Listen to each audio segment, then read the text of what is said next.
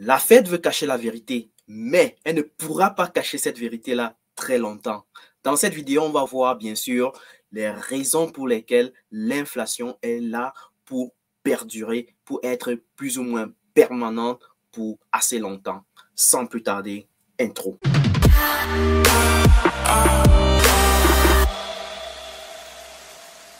Salut et bienvenue dans cette nouvelle vidéo. Ici c'est le Dr Idriss Tafak de la chaîne AfroForex. Si tu n'es pas encore abonné sur la chaîne, je t'invite bien sûr à t'abonner, surtout à cliquer sur la cloche de notification pour ne rien rater, à liker cette vidéo bien sûr et surtout à partager au maximum. Et surtout n'oublie pas de télécharger notre livret gratuit qui te permet bien sûr de pouvoir recevoir les 6 secrets pour un trading efficace. Ce sont des secrets comme ça là que j'ai pu dévoiler moi en tant que trader expérimenté et qui te permettront bien sûr toi en tant que trader débutant de pouvoir élaguer ces erreurs là le plus vite possible et raccourcir ton processus d'apprentissage en trading. Donc va dans la description de la vidéo, télécharge ce bouquin et lis-le de manière vraiment assidue et reviens avec tes questions bien sûr dans le groupe WhatsApp. Si tu n'es pas encore dans ce groupe, rejoins-nous dans le groupe WhatsApp au travers du numéro qui se retrouve également en description. Allez, c'est parti. Donc, comme je disais tantôt, la Fed veut nous cacher pas mal de vérités. Elle est en train de tourner en rond sur pas mal d'informations concernant l'inflation. Et elle ne pourra pas cacher cette information le plus longtemps possible. Elle ne pourra pas parce que les effets sont en train de se ressentir. Et bien sûr, je vais revenir sur 3 éléments qui vont vous montrer que nous allons certainement durer longtemps sur l'inflation. Nous allons perdurer ou alors cette inflation-là va être plus ou moins permanente pendant un bon bout de temps. Alors ce qu'il faut comprendre, c'est que depuis déjà 2021, l'inflation est montée en puissance depuis les États-Unis, au niveau des États-Unis. On peut se rendre compte que cette inflation-là est partie des 1,4 en janvier 2021 pour atteindre les 7% en 2022 actuellement. Ce qui marque tout simplement quelque chose d'assez alarmant bien sûr dans l'économie au niveau des États-Unis. Et ceci n'est pas seulement aux États-Unis. Les États-Unis n'est pas le seul pays qui est en train de subir cette inflation-là. Au niveau de l'Angleterre, on a également les mêmes chiffres et bien sûr du côté du Canada, de l'Australie et bien d'autres pays. Donc l'inflation est en train de se déployer de partout dans le monde. Ceci est dû à plusieurs raisons. Alors la première raison bien sûr c'est dû à la maladie 2019, c'est-à-dire la pandémie. Et donc du coup, pendant la période de la pandémie, vous vous rappelez que plusieurs de ces gouvernements sont passés dans un contexte où ils distribuaient des chèques, n'est-ce pas? Des chèques de quasiment ou alors des bons de paiement gratuits comme ça là. Par exemple, au Canada, c'était 2000 par personne par mois, n'est-ce pas? Pendant 4 mois. Au niveau des États-Unis, il y avait également des mêmes phénomènes. Au niveau de l'Angleterre aussi, il y avait des pays comme ça. Et donc, c'était de l'argent distribué gratuitement. Et lorsqu'il y a de l'argent gratuitement distribué ainsi, forcément, ça ramène déjà un effet inflationniste parce qu'il y a beaucoup d'achats. Et donc, du coup, les vendeurs commencent à augmenter les prix parce qu'il y a beaucoup plus de demandes que jamais. OK? Ça, c'est d'entrée des jeux. Maintenant, deuxième chose, c'est qu'il y a eu rachat de titres, c'est-à-dire il y a du quantitative easing qui a été pratiqué bien sûr par la banque centrale et qui a bien sûr augmenté la masse monétaire dans l'économie, ce qui se traduit bien sûr par une augmentation de l'inflation. À côté de cela, il y a eu baisse des taux d'intérêt. Donc tout ça couplé a bien sûr peut-être relancé l'économie en aidant certaines entreprises à relancer leurs activités. Mais ce qui est sûr d'une chose, c'est que ça a également facilité l'augmentation de l'inflation dans l'économie. Donc tout ça a concouru à bousculer et à pousser bien sûr à voir que l'inflation bien sûr se commençait à se prononcer de manière vraiment importante dans ces différentes économies là, que ce soit du côté des États-Unis ou alors du côté bien sûr de l'Europe et bien sûr du côté de l'Asie. À côté de cela maintenant, on peut bien se rendre compte que récemment, Powell a fait un discours plutôt assez politique. Vous savez, la BCE, la Fed est plutôt une institution assez politisée, n'est-ce pas? Donc, ils ne vont pas venir vous dire des choses de manière concrète, de manière cash, n'est-ce pas? Ce que nous sommes capables de faire, n'est-ce pas? Alors, elle est venue dire tout simplement que, ok, les choses vont aller, que l'économie va bien, n'est-ce pas? Mais s'il y a des choses à faire, on va devoir le faire parce que de toute façon, l'inflation est revenue, le taux de chômage est revenu à son niveau le plus bas possible avant la pandémie. Le taux de croissance est à son beau fixe et bien d'autres indicateurs macroéconomiques sont à leur beau fixe. Donc, il n'y a que l'inflation qui gêne un peu dans toute la sauce. Mais ils sont en train de donner des informations comme ça là aussi, à côté de ce qu'il a pu dire lors de son discours récent, que de toute façon, si l'inflation reste longtemps, on va devoir réagir. Ce qui pousse à comprendre que forcément, ils ont des intentions à pouvoir réagir. Ils savent très bien que ça pourra perdurer du long terme. Donc, ils vont chercher certainement des stratégies pour pouvoir taper sur l'inflation, réduire l'inflation pendant les mois à venir. Alors, il a prononcé plusieurs choses à ce niveau-là en précisant que si l'inflation va perdurer longtemps, il y aura forcément des politiques de réponse qui vont aller en adaptation avec, bien sûr, ce qui va se passer. Et il préconise, bien sûr, ou alors il précise que aujourd'hui, nous sommes dans un contexte assez dynamique et, bien sûr, des politiques assez adaptées vont devoir se prononcer. Bon, ça, c'est un discours plutôt basique, genre, c'est normal qu'il y a une dynamique dans l'économie et forcément, il faut s'y adapter en fonction de ce qui se passe. Ça, c'est tout naturel. Donc, il n'a rien dit de nouveau.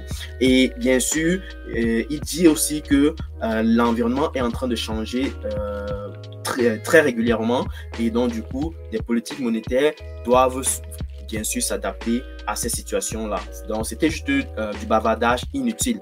OK? Ça, c'est ce qu'il faut comprendre parce qu'il n'a pas dit grand-chose en ce qui concerne l'augmentation des taux d'intérêt. Il a juste bavardé de manière assez générale. Il faut le dire. Maintenant, pour pouvoir décrypter l'information qu'il essayait de faire comprendre, c'est que en réalité, s'il y a encore une augmentation forcément et que ça perdure, forcément, la Fed va devoir prendre des mesures irrélatives. Ça, c'est tout ce qu'on sait. Maintenant, pourquoi est-ce que l'inflation va augmenter? Il y a une autre raison. L'autre raison, c'est que déjà, le prix du pétrole est en train d'aller à la hausse, ce qui se traduirait bien sûr par le fait qu'on va encore avoir beaucoup de produits de consommation qui vont certainement flamber parce que du côté des États-Unis, les prix ont augmenté du côté de l'Amérique de l'Ouest et bien sûr de l'Amérique de l'Est. Il n'y a que l'Amérique centrale la zone centrale des États-Unis qui n'est pas affectée actuellement lorsqu'on considère uniquement les États-Unis. OK? Maintenant, forcément, on a également ces phénomènes qui sont en train de se prononcer aussi dans d'autres pays. OK? Maintenant, à côté de cela, on va se rendre compte que il y a également une augmentation de la chaîne de l'augmentation des coûts de shipping de manière globale dans l'économie globale. On le sait très bien que la Chine représente l'un des pays où on a beaucoup de production pour le monde, n'est-ce pas? Elle représente quasiment 40% de toutes les importations mondiales. Donc, et du coup, les prix du shipping ont explosé et de la logistique, bien sûr, ont explosé en 2022 et les gens espèrent, bien sûr, les prévisions espèrent, bien sûr, encore une augmentation en 2022. La preuve en est que ici, lorsqu'on voit, par exemple, les prix du fret, on voit une grosse augmentation après la pandémie. Ça, c'était en période de pandémie où on a eu une chute globale parce que les activités étaient bloquées. Mais après ça, vous voyez comment la remontée a été fulgurante tout au long de la période d'après-pandémie. OK? Donc, lorsque les économies ont recommencé à relancer les activités progressivement. Donc, ça a flambé correctement. Donc, l'effet de la pandémie a forcément poussé à faire des choses à augmenter les prix parce que il y a beaucoup de freins, il y a beaucoup de checking, il y a beaucoup plus de vérification dans les étapes de transport, internationaux. Donc, ça pose vraiment beaucoup de freins et donc, du coup, les tarifs ont certainement flambé et aussi certainement des questions de contrôle hygiénique qui vont certainement être utiles pour pouvoir s'assurer qu'il n'y ait pas de transport de maladies. OK? Donc, voilà. Par exemple, ici, on dit, par exemple, que le prix moyen du shipping pour un conteneur à 40 pieds a explosé partant de Shanghai à Los Angeles. Donc, on est passé de 1 000 $ en 2019 pour atteindre les quasiment 5 000 $. Donc, on a augmenté de 500% carrément. Donc, ce qui est plutôt assez important et les prévisions sont telles que ces prix vont certainement encore exploser en 2022. Donc, tout porte à croire que si, par exemple, ces prix-ci augmentent, n'est-ce pas? Si les prix de la logistique augmentent, les prix du shipping augmentent également, ça doit dire que ça va encore impacter les prix d'importation, les prix non seulement des produits importés. Donc, il y aura encore de l'inflation importée dans la majorité de ces pays-là, que ce soit en Afrique, que ce soit en Amérique, que ce soit du côté de l'Europe, parce que la majorité de ces pays-là importent de la Chine et bien d'autres pays connexes tels que la Turquie. Et la Turquie également est en train d'exploser en termes d'inflation. Donc, forcément, ça va certainement impacter tous ces pays d'Afrique-là qui achètent des produits dans les pays tels que la Turquie pour pouvoir revendre en Afrique. Ça, c'est quelque chose qui va certainement affecter énormément beaucoup de pays. Et maintenant, à côté de ça, on a le Kazakhstan qui a également fait flamber aussi le prix du gaz,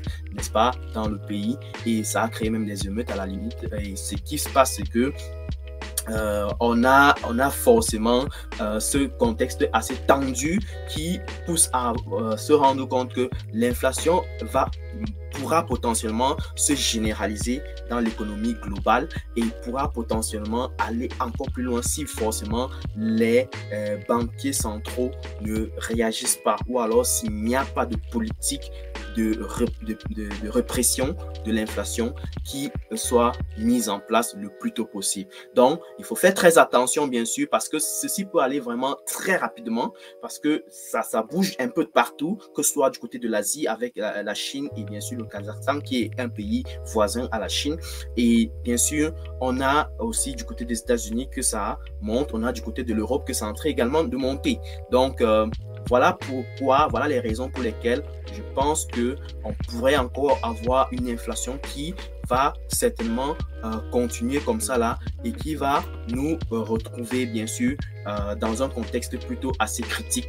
Et bien sûr, pour ceux qui tradent des paires de devises concernant bien sûr les pays dont on a cité Angleterre, États-Unis et bien sûr Europe de manière générale ou alors Australie de l'autre côté, il faut faire très attention, il faut suivre les informations relatives à l'inflation parce que ça risque de bouger bien sûr. Et il faut savoir également que l'Australie est proche de la Chine, donc du coup forcément ça peut aussi les affecter de manière transitoire ou alors de manière permanente. Donc voilà, c'est tout pour cette vidéo. J'espère que vous avez aimé la vidéo. Si tu as aimé bien sûr la vidéo, je t'invite bien sûr à liker, surtout à partager au maximum et surtout dis-nous en commentaire si tu as des questions. Dis-nous en commentaire si tu aimerais bien sûr qu'on continue dans ce contenu, dans ce type de contenu-ci.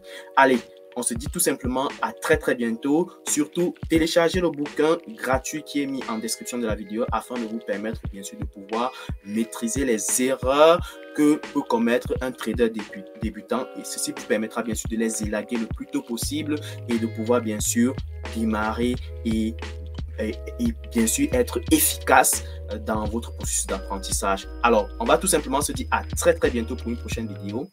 Ciao!